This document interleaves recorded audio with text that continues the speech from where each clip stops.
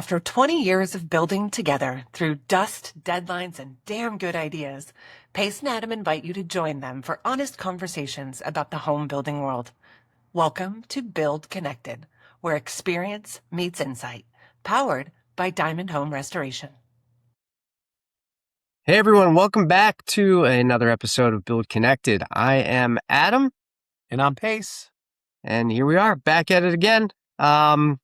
Good weekend, Pace? Last weekend? My God, it's been a while since last weekend. I don't even know what happened. It was my first weekend back, so it was a lot of catch up after vacation. Chores around the house, so some cleaning, organizing. I like that stuff. So it was a good weekend. How about you? I went to Tahoe for a couple of days. My niece was in town. We spent some time on the lake, did a little bit of hiking. It was great. And you know what else? I tried an e-foil for the first time. Whew. Yeah, you love that stuff. I loved it. It was difficult, but I'll tell you what, I'm hooked. I got to figure out how to get my hands on one of those. Have you seen those little on Temu, those little speed boats, those like little river airboats? Yeah, the little jet boats. Yeah. Yeah. That would be fun. Now, if we were to get some like branding on the side of those, would that be a company purchase, the little jet boats? Oh, I see what you're doing there. Well, if you get one for Maine and I get one for Tahoe, is that what we're talking about? Yeah. Or, maybe I get 4, you get 1, whatever. Yeah. Okay. Yeah, that makes sense. Nice. I'm in. Okay. Right. So, a little bit of talk in the construction world. A product that we like to talk about a lot is Prosecco. We talked a lot about different sorts of WRBs, which are weather-resistant barriers. And Prosecco is a liquid-applied flashing product. This is something that we've used a lot over the years. I feel like we were kind of at the forefront of this product. I remember when it came out, was it 15 years ago? Something like that. It's been a while. Anyway, it's always a little nerve-wracking, right, to try something new and be one of the first people to do it. I wouldn't say we were the first ones, but we've done it. We did our research and we went ahead and used that on a large remodel project that we did way back when. And that product is still around today and proven to be a great WRB to put onto your house. So, we tend to use more peel and stick now, I think, over that roll-on liquid applied flashing. We use a lot of the blue skin or, they have the peel and stick that has the little dimples that are attached to the WRB. So it's kind of an all-in-one kind of deal.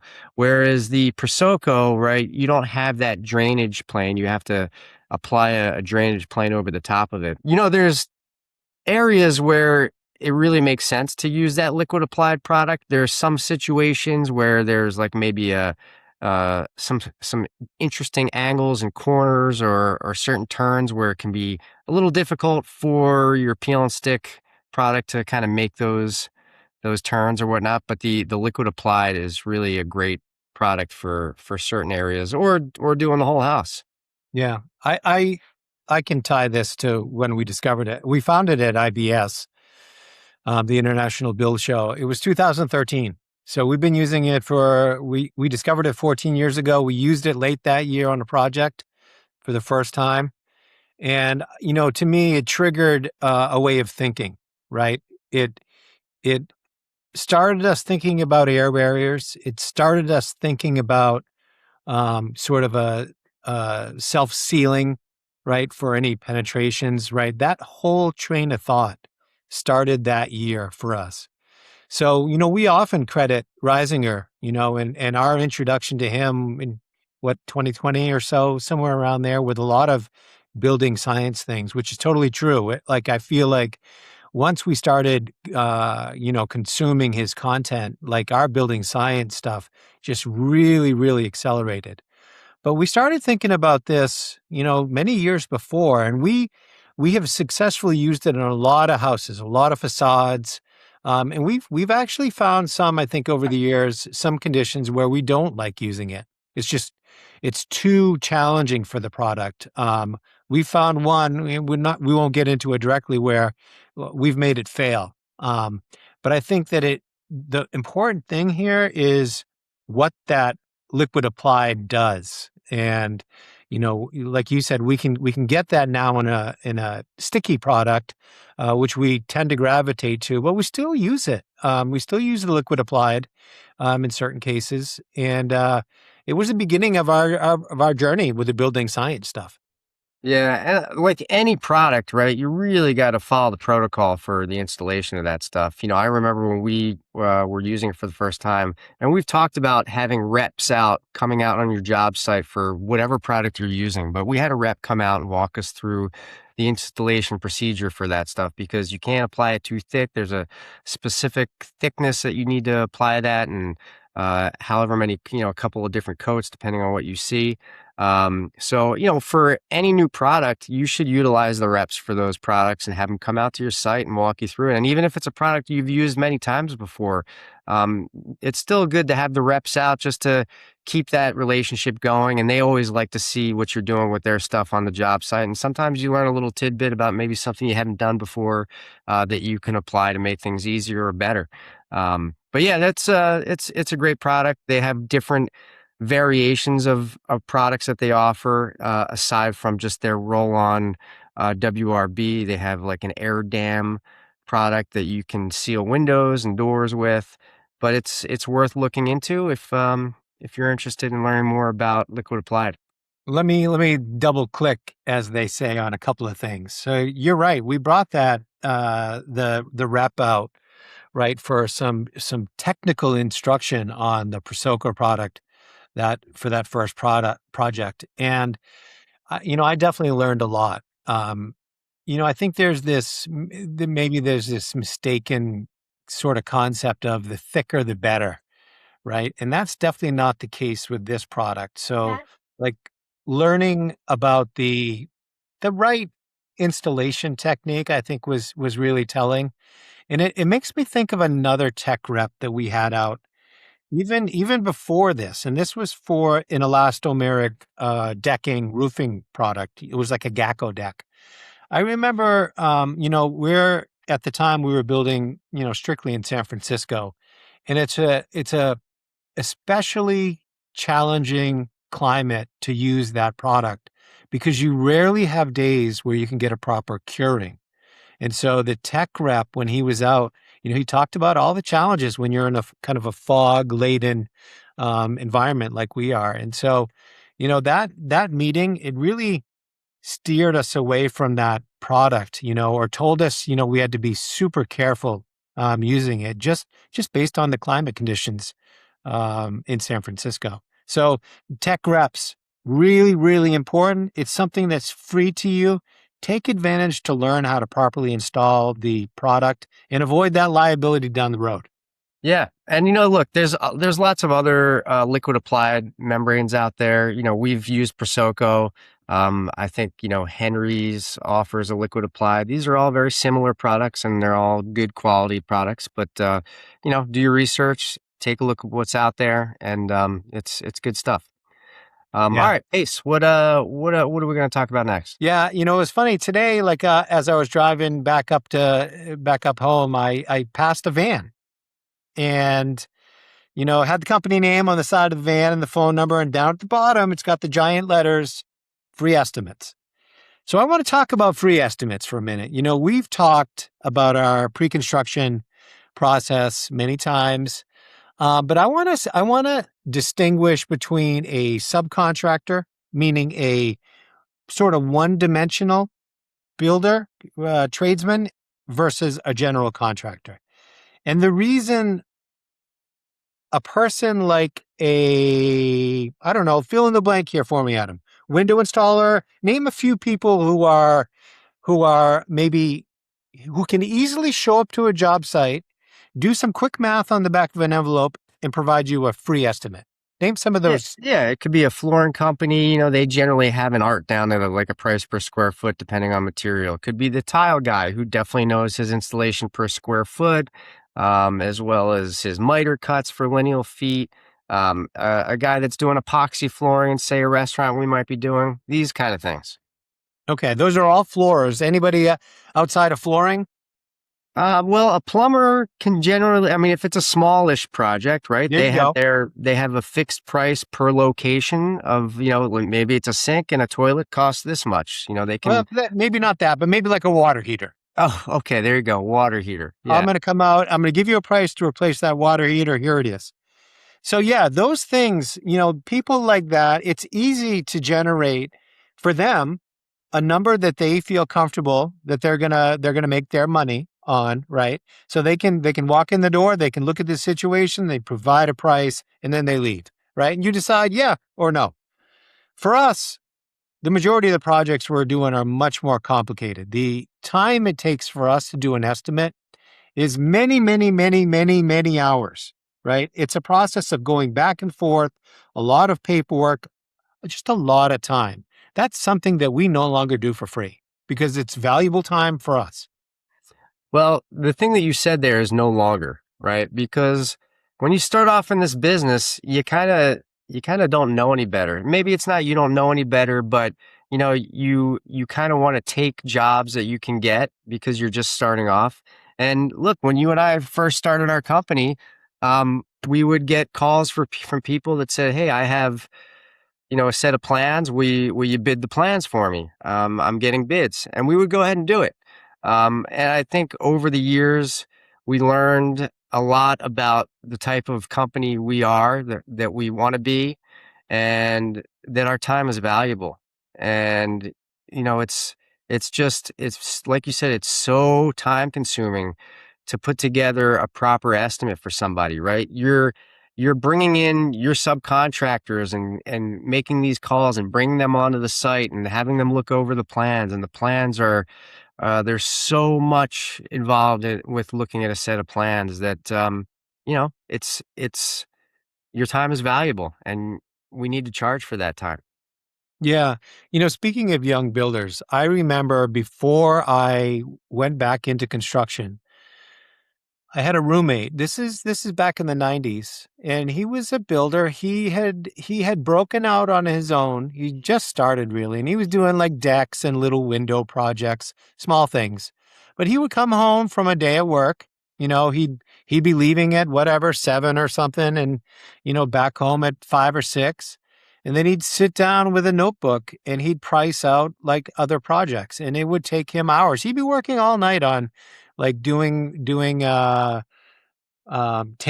for like decking material, and just these are for what we would call simple projects, right? But he's still putting in another half a day on most days just to do free estimates. And I looked at that before I knew anything, and I was like, that is crazy. Like, that's just crazy. Yeah, look, the other side of it too is you're kind of doing a disservice to not only yourself but to the client as a general contractor giving a free estimate, right? You and I have talked so many times on our podcast about our pre-construction process and how that works. If you're just giving a number to somebody, they're not really understanding what's in that. They can't compare apples to apples with other estimates. They haven't been guided through the process. There hasn't been kind of the talk of value engineering and budget. Um, that just all goes to the wayside if you are looking for that individual to just give you a number. And there's plenty of contractors out there that might go ahead and do that, but that's not who we are. We've learned the way of the world in that regard. Yeah, my feeling on this is the free estimate, getting multiple bids and just comparing them. Like human nature says that you're comparing a price, right? And that just leads to a race to the bottom. It means that you are generally selecting the contractor based on the cheapest price, and that doesn't lead to a good outcome ever. Yeah. Yeah.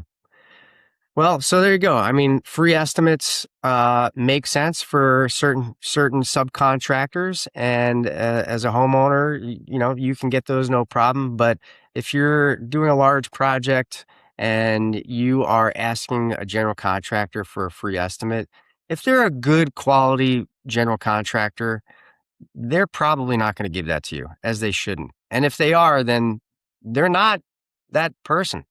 in my mind. I think they're not that high quality contractor that's going to give you the attention that you need, going to give you the proper information you need, help guide you through the process. That person is just looking for work and looking to make a buck. Yeah, I mean, let me just add one thing. I'm certainly not saying when you and I have an initial meeting with a client, we don't talk about money at all, right? Because we do. We rely on our experience. We'll say things out loud like, if you want to redo your master bedroom, it'll cost roughly this. And we'll throw out a range. And that just puts like an order of magnitude to like a scope of work so people can start, kind of getting a concept of what their ideas will cost. So we generally talk ballpark numbers just to help you get some orientation, right, and start to make decisions. It's certainly not something that we're going to bill off, but it's informing at that very early stage before we go into our pre-construction process. Yeah, I mean, look, for all of you out there, your time is valuable just as much as ours is. So, you should be paid for your time, as should we. Yeah, that's right. You know, It's interesting. We're going to talk about something interesting on a job, and it's a concept. I think you and I both had ideas of what we were going to talk about, but we always try to reduce this back to what we're talking about in the truck. We have a pretty small project going on right now, and we got into it and we started digging some holes and stuff, and we realized that the area that we were trying to put some drainage in had been altered before we got there many years ago, before the owner bought the house. And the changes that were made were, they compromised the structural integrity of the house. And they certainly introduced some water to the house. The interesting thing here is just, again, we've talked about discovery a lot, right? It's you walk in and you look at one picture, okay, this is a basement. I'm standing in a basement. And then when you start digging, you realize something different. Like you uncover the fact that something has changed over time. And it's really interesting. And so the system, we had proposed, we're going to make it work, but there's a little bit of additional thought we have to put into it because of those changes that took place decades before. Yeah, I mean, yeah, a little more background on the project, right? It's a small little basement area. It's a crawl space, right? The whole underneath the house is a crawl space, but there's about a 10 by 10 area that's lower than the rest of the crawl space where there was a laundry put in. It's where the water heater is, and you can stand up in there. It's just about head high, and there's water intrusion that's happening in there. So we're doing a bunch of French drain work to relieve some of that hydrostatic pressure. And yeah, as Pace was saying, when we started to excavate down and dig these trenches to put our pipe in, we discovered that the foundation didn't go down more than just a few inches.